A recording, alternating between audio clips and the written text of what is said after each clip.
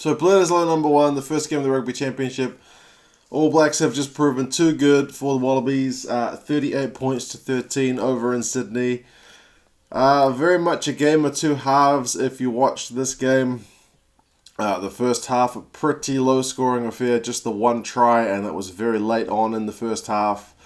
And then the second half, the floodgates, well, they kind of opened, didn't they? So, I mean, the Wallabies opened the scoring with a couple of penalties, a long distance one to Hodge, and then a bit closer one to Foley. And the Wallabies were in it in the first half. They were tackling like demons, and so were the All Blacks. But we kind of expect that of the All Blacks. Compared to last year's first Bledisloe test, this was a chalk and cheese affair. The Wallabies were fired up, and it seemed like whatever Cheika had been doing with the players, in this preparation, was kind of spot on because they were largely able to shut down a lot of what the All Blacks were doing, and even put the pressure on at the other end. There was a conversation between Michael Hooper and Jaco Piper at one point about a penalty, the second penalty they ended up kicking, about this is kind of stopping us from scoring tries. Now we have to kick penalties, so he's kind of planting the seed for a yellow card.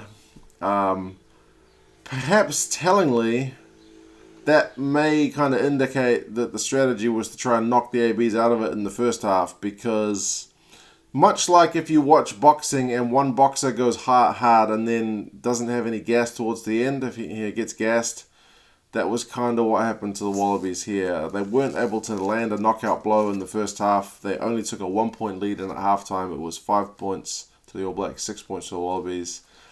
And then, the All Blacks just came back in the second half. Tries to Aaron Smith, Goodhue, Beauden Barrett, Brody Retallick, and Tutin Naholo. On debut, Jack Maddox got one try, which was kind of a bright spot if you're a Wallabies fan, but still not that much to take from the game overall. First half stats, like I said, it was 6 points to 5. The All Blacks scored right at the end of the first half. It was like the 38th minute. Aaron Smith got his try. Beauden missed the conversion. 6 points to 5. The possession and territory was 43-57, so the All Blacks marginally edging it. Tackling percentages were both in the 80s. Wallabies 82, All Blacks 87. So both sides able to hold each other out. But then, and the commentators mentioned this, early in the second half the Wallabies looked tired. And that was concerning. Because, the All Blacks are known for kind of running away with the game in the final 20 or the final 10. If you're tired in the second half, like in the first 10 minutes of the second half, it's not going to be very good. Crotty went off injured. Man, that guy with his concussions. Hope he's alright. I haven't read the news about it this morning, but Crotty went off in the first 10 minutes with another head injury. The guy, at some point he's got to think about his own health and safety, because his longevity of his actual life rather than his rugby career, because man, that guy takes a lot of knocks to the head. I meant to say Goodhue scored a try from the counter. Beauden Barrett got a ridiculous soccer kick try where he kicked it twice and managed to take it over the line. A lot of these were from turnovers, like Barrett's was from a scrum turnover. Goodhue's try was from a counter attack. A lot of these tries were from broken play, which is what the All Blacks are so good at. Wasn't pretty. To kind of add to that, there's an ambulance or a fire truck going past my place. Somebody's on life support, and it's probably the Wallabies at this point.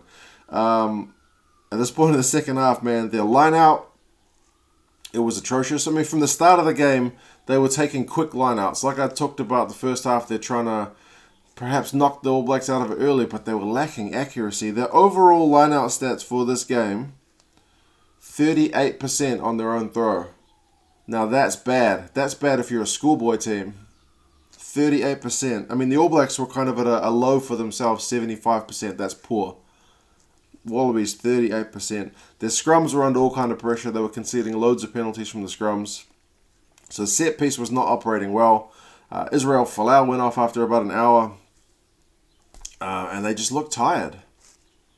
Just looked tired, which is disappointing because Cheika's had these guys in camp for quite a while. You would think fitness is not going to be an issue, but it seemed to be an issue. Always the All Blacks bench comes on, and the depth is really telling when these guys come on, but it was fitness as well. At the end of the game, tackling stats, the All Blacks upped their first half stats to 89, whereas the Wallabies dropped from 82 down to 67. So, just tired legs, man. Retallick was an awesome beast of a man in this game. He had turnovers, line-out steals, dummy pass for a try. Like, it was ridiculous. Beauden Barrett also had a really good game. This will perhaps quell some of the talks that Richie Mo'unga should get a start. For me, it's just, I don't know how much Beauden Barrett gains out of this game because he's done all this before. We already know he can do this. He's going to be the first choice come the World Cup if he's not injured. But yeah, this is just more of the same. I wouldn't mind giving Richie a chance just to see what he can do, see how he operates under that pressure, and just give him that little bit of experience that he's not playing the final game of the Rugby Championship where the series is already wrapped up and there's nothing to play for and whatnot. So, but yeah, Beauden Barrett is clearly a very, very good fly half, especially when he's got a very good forward pack in front of him. So, yeah, we'll see what happens with Crotty. We'll see what happens with Folau. I did find it interesting that Pocock and Tui were switching around 8 and 6, depending on which way the scrum was going. Tui was at 8 on defensive scrums, but he was at 6 on the offensive scrums, so that was interesting. But yeah, overall, man, like game of two halves. First half was game on. Second half was just all the All Blacks. The Wallabies are going to need to put in a really big shift next week at Eden Park. Them getting a win looks really unlikely. Yeah, I don't know what to say. If you're a Wallabies fan, that's a pretty hard second half to take. I feel for you. At least Jack Maddox got a try on his debut, so that's kind of, like I said, a bit of a bright spot. Reece Hodge looked alright at 13. Didn't disgrace himself, for sure. Forward pack definitely needs to muscle up a bit. It's a pity Taniela Tupou wasn't able to play. He got injured, withdrew with injury before the game started. But Jermaine Ainsley came on and got a debut as well. So yeah, there was that. But the All Blacks, man, just too good. Just too good. Some very good performances. And the Holo as well. He gets a bit of stick sometimes for being a bit hot and cold. Well, he was pretty good. He put a pretty big hit on Folau early on in this game that was fortunately not... when there were no cards, no red cards or yellow cards in this game, so that was good. But Waisaki put a pretty big hit on Folau early, and I was a bit worried that something bad was going to happen. But it didn't. It was pretty stable, and he put in a good shift. So, yeah, 38-13. All Blacks are on form. Wallabies, yeah, need to lift.